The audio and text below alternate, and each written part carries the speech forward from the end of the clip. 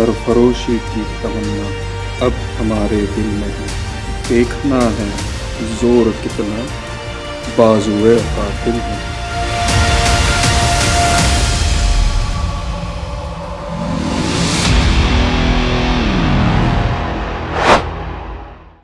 नमस्कार, विषय विशेष YouTube channel पर आप सभी का स्वागत है। मैं हूं रितु कुमार।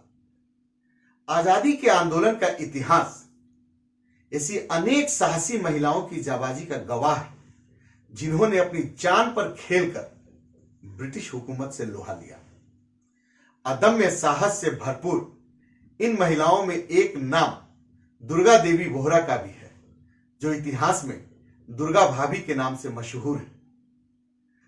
दुर्गा भाभी भगत सिंह, सुखदेव और राजगुरु की तरह भले ही फांसी पर नहीं चढ़ी, लेकिन उनके साथ कंधे से कंधा मिलाकर आजादी की लड़ाई में शामिल जरूर रही। दुर्गा भाभी अपने दौर की क्रांतिकारी आंदोलन की हर आक्रामक योजना की हिस्सा रही। एक तरफ वो क्रांतिकारियों को देश के कोने कोने से हथियार लाकर देती थी, वहीं दूसरी तरफ ब्रिटिश हुकूमत से लोहा लेने जा रहे भारत माता के वीर सपूतों को टीका लगाकर विजय पथ पर रवाना करती थी। आजादी के गुमनाम नायक की सीरीज में आज बात दुर्गा भाभी की।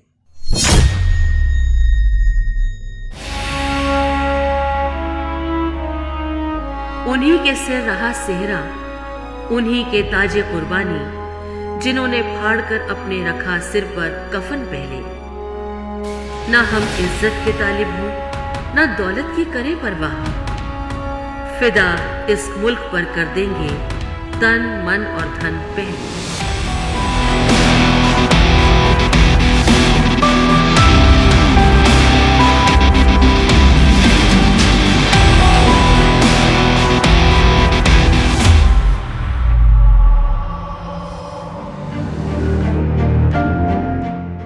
अपने नाम के अनुरूप खुद को सार्थक करने वाले लोग दुनिया में विरले ही होते हैं। दुर्गा देवी बोहरा यानी दुर्गा भाभी उन्हीं लोगों में से एक थी, जिन्होंने बचपन से ही अपने नाम के मुताबिक अपने जीवन को ढाल लिया था। दुर्गा भाभी ने देश को आजाद कराने और भगत सिंह के समाजवादी सपने को जमीन में उतारने के लिए उस समय अपना जीवन झोंक दिया था, जब एक महिला की आजादी और उसके अधिकारों के बारे में सोचा तक नहीं जाता था। गोद में छोटा बालक और पति का बलिदान भी उन्हें कर्तव्य पथ से विचलित नहीं कर सका।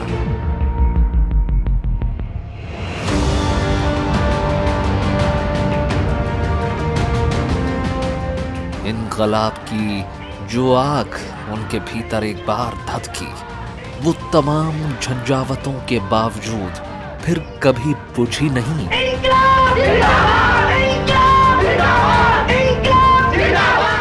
अनगिन रातें साथ जगी थी, तब दुर्गा की कथा लिखी। जैसी धरती ने बतलाई, वही वेदना यथा लिखी। मेरी आंखों में आंसू का सागर लेता रहा हिलोरें, रोती हुई कलम से मैंने उस भाभी की व्यथा लिखी। दुर्गा भाभी वो महान क्रांतिकारी महिला थी, जिसने अपना पूरा जीवन देशभक्ति के लिए और वीर शहीदों की सहायता करते करते अपना पूरा जीवन अर्पण कर दिया। ये इतना ही नहीं, आज देश उनकी चाहे उनको याद करे या ना करे, लेकिन वो हर देशभक्त के मन में अपना स्थान बनाए हुए हैं। दुर्गावती देवी का जन्म 7 अक्टूबर 1907 को तत्कालीन इलाहाबाद के शहजादपुर गांव में हुआ था, जो अब कौशाम्बी जिले में पड़ता है। दादा जमींदार थे और पिता बांके बिहारी भट्ट कलेक्ट्रेट में नाजिर। दुर्गा अभी 1 साल की भी नहीं हुई थी कि मां यमुना देवी दुनिया से हमेशा के लिए चली गई। पिता पुत्री दोनों पर दुखों का पहाड़ टूट पड़ा। ऐसे में बुआ ने लालन पालन किया, लेकिन वो दौर भी दुर्गा के लिए काफी कष्टदायक ही था। दुर्गा जब मात्र 10 साल की थी, तभी पिता ने उनकी शादी भगवती चरण बोहरा से करा दी थी।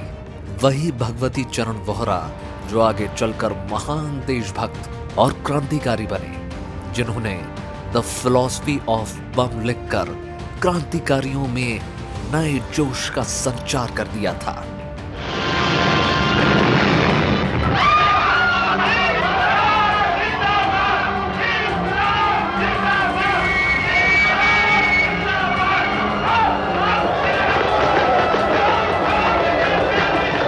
दरअसल भगवती चरण वोहरा अपने साथी क्रांतिकारियों में सबसे बड़े थे, इसलिए सभी क्रांतिकारी दुर्गा देवी को दुर्गा भाभी कहकर बुलाने लगे और ये दुर्गा भाभी ही जीवन भर के लिए उनका उपनाम होकर रह गया। क्रांतिकारी आंदोलन में दुर्गा भाभी ने अपने पति भगवती चरण वोहरा और उनके साथियों का खूब साथ निभाया। भगवती चरण और दुर्गा भाभी दोनों चंद्रशेखर आजाद के नेतृत्व वाले हिंदुस्तान सोशलिस्ट रिपब्लिकन एसोसिएशन के शीर्ष सदस्यों में शुमार थे।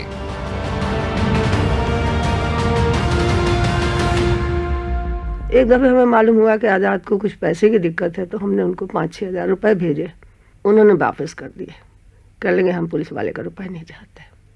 दुख हुआ हमें, लेकिन फिर उन्होंने एक आदमी डिप्यूट किया मेरे ऊपर, क्योंकि मेरे पति के उस वक्त तक वारंट निकल आए थे मेरठ कॉन्स्पिरेसी केस में। आज़ाद ने मेरे का आदमी भेजा वैशम पायन को, अपने जो उनके लेफ्टिनेंट थे, वो 1 हफ्ता जाके लाहौर में रहे। उसके बाद आके उसने रिपोर्ट किया कि तो अन्याय की बात है। तो आज़ाद ने भगवती चंद जी को बुलाया और मिले दोनों। और आज़ाद बहुत फूट फूट कर रो पड़े थे, बड़े तबीयत के भावुक थे वो। तो तब से तो फिर कुछ पूछे नहीं, वो एक दूसरे के बहुत ही मित्र बन गए।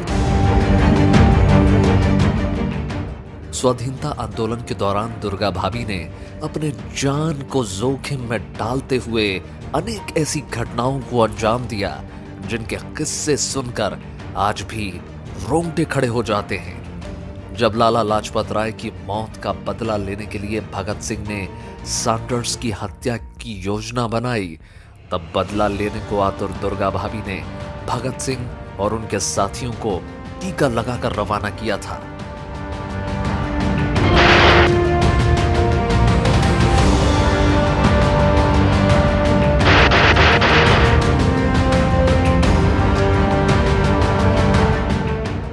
एक ग्रुप इनका था देशभक्तों का, वो बहुत नाराज हुआ और उन्होंने कसम खा ली कि हमको इस सैंडर्स की, यानी कि जिसने इनकी हत्या की है, उसको भी हम जिंदा नहीं छोड़ेंगे।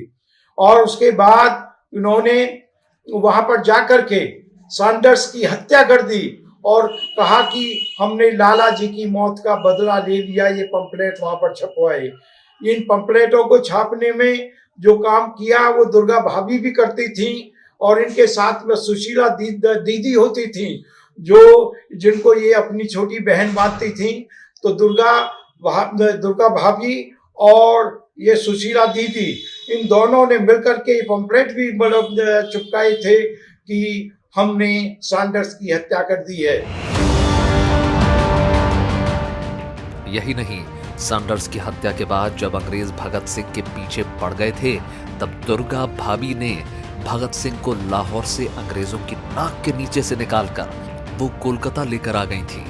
इस दौरान पुलिस से बचने के लिए भगत सिंह ने अपने बाल कटवाकर अंग्रेज का वेश धारण किया।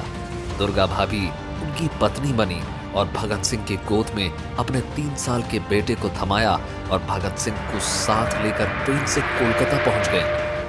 भगत सिंह की प्रसिद्ध टोपी वाली तस्वीर उन्हीं दिनों की है। यही वो वक्त था जब भगत सिंह ने अपने बाल कटवाने को लेकर कहा था, मैं देश के लिए केश ही नहीं, जरूरी हुआ तो शीश भी कटा दूंगा।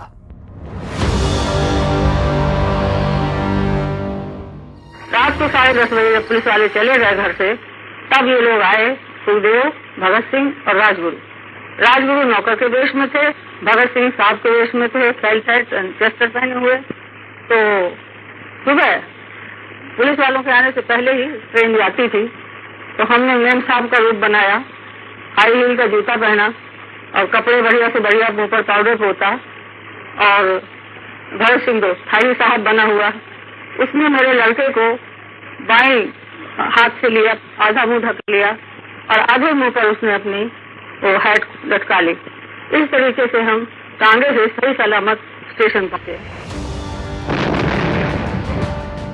इन्हीं दिनों क्रांतिकारी साथियों को जेल से छुड़ाने के मकसद से तैयार बम का परीक्षण करने के दौरान एक बम भगवती चरण बोहरा के हाथ में भी फट गया था और वो शहीद हो गए। दुर्गा भाभी पर एक बार फिर दुखों का पहाड़ टूट पड़ा। सुरक्षा कारणों से वो अपने पति का पार्थिव शरीर तक नहीं देख पाई। मात्र 23 साल की उम्र में दुर्भाग्य ने उन्हें विधवा बना दिया था, लेकिन पति के जाने के बाद भी दुर्गा भाभी कमजोर नहीं पड़ी, बल्कि दिल पर पत्थर रखकर अपने वीरों के साथ दोगुने शक्ति के साथ क्रांति पथ पर वो चल पड़ी थी। भगत सिंह और उनके साथियों के जेल में बंद होने के दौरान वे लगातार उनसे मिलती रही और हर तरह से उनकी मदद भी करती रही। इस दौरान उनके कई मकान बिक गए, लेकिन अपने पति के विचार और पद से उन्होंने कभी मुंह नहीं मोड़ा। यही नहीं, उन्होंने भगत सिंह को बचाने के लिए महात्मा गांधी तक से मुलाकात कर ली थी, लेकिन कोई सफलता नहीं मिली।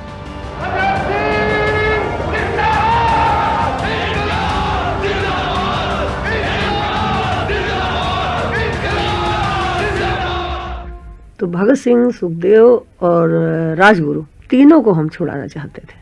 तो हम लोगों ने सोचा कि जब वो जेल के फाटक से मुलाकात करने के बाद निकलेंगे तो हम इन पर अटैक करेंगे, पुलिस पर।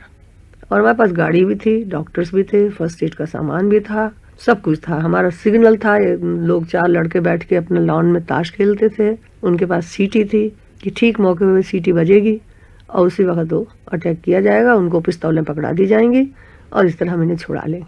फिर ये हुआ कि हमारी कोठी में भी कुछ रखे हुए थे बम तैयार इन लोगों को छुड़ाने के सिलसिले में। तीसरे ही दिन वो कोठी के बम भी फट गए। वहाँ आज़ाद भी थे, जो रुपए पास में थे, जो आर्म्स हमारे पास में थे, वो सब लिए। जिसको जो रास्ता मिला वो चला गया।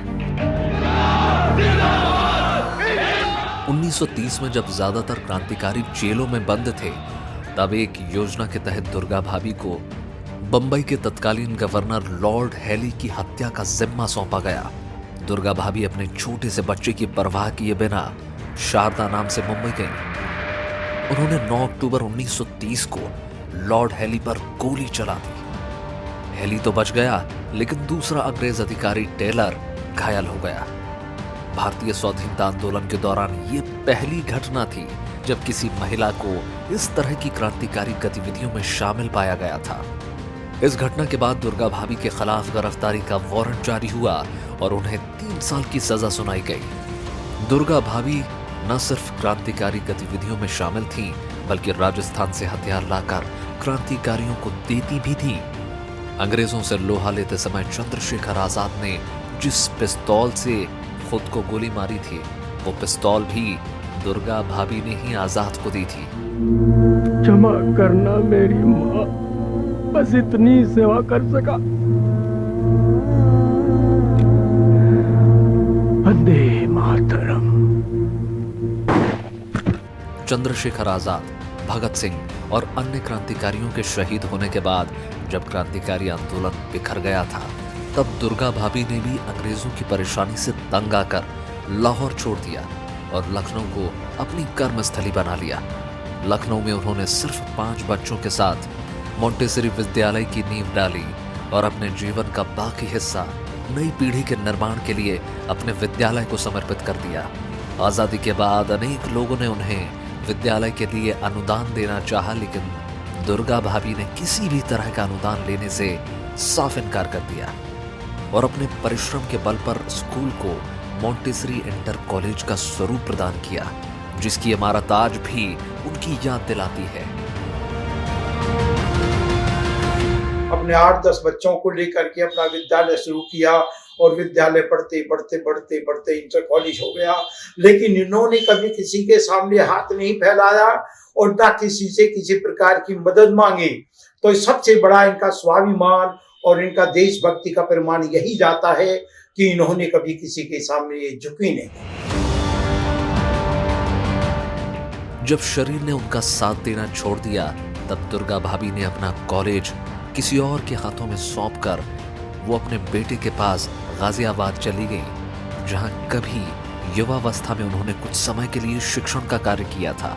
अपना अंतिम समय जानकर उन्होंने अपने बेटे से कहा था कि मेरी अर्थी के साथ सुभाष चंद्र बोस का गीत कदम कदम बढ़ाए जा की धुन बजनी चाहिए।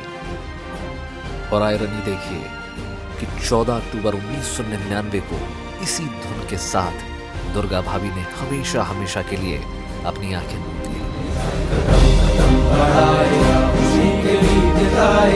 जिंदगी है कौम की तो कौम पे लुटाएगा, शेर हिंद आगे बढ़ने से तू कभी न डर, उड़ा के दुश्मनों का सर जो शेर बढ़ाएगा, खुशी के गीत गाएगा, ये जिंदगी है कौम की तो कौम पे लुटाएगा।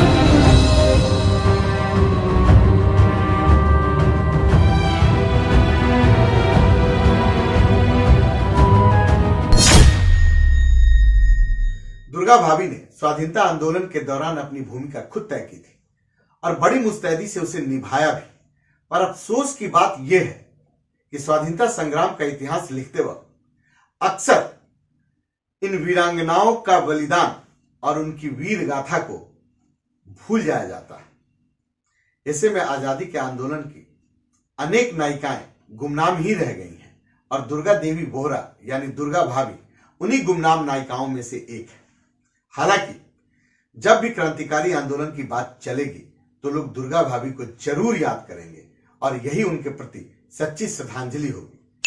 आजादी के गुमनाम नायक की सीरीज में हमारी कोशिश देश के कोने कोने से गुमनाम नायकों की जीवन गाथा से आपको रूबरू कराना है। अगर आपको ये वीडियो और इसके कंटेंट पसंद आए हो तो आप कृपया इसे लाइक, शेयर और सब्सक्राइब जरूर कीजिएगा। आजादी के गुमनाम नायक की सीरीज में अगली बार बात होगी एक अन्य गुमनाम नायक की। तब तक के लिए नमस्कार।